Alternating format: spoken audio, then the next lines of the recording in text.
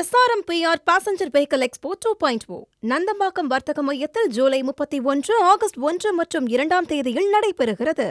புலிக்கு பயந்தவன் எல்லோரும் என்மேல் படுத்துக் கொள்ளுங்கள் என கூறுவது போல் பல்டி பழனிசாமி நாளும் ஒன்று பேசிக் கொண்டிருப்பதாக குற்றம் சாட்டியுள்ள அமைச்சர் சேகர் பாபு இன்று அரசியலுக்கு வந்தவர் 2026 தேர்தலுக்கு பின் சினிமாவுக்கு சென்று விடுவார் என விஜய் குறித்து கருத்து தெரிவித்துள்ளார்.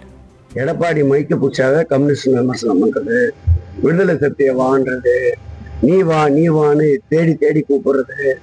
ஏற்கனவே நான் சொன்ன மாதிரி புலிக்கு பயணம்னா தன் மேல பட்டுக்கணுவான். எடப்பாடி கதையும் அப்படிலாம் ஆயிடுச்சு. பல்டி பழனிசாமி டெய்லி ஒண்ணு பேசிட்டு இருக்காரு. நிச்சயமாக 2026ஆம் ஆண்டு மக்களின் முதல்வர் என்ற பட்டத்தோடு முதலமைச்சர் என்ற முடியையும் கிரீடத்தையும் மக்கள் கூட தயாராக இருக்கின்றார்கள்.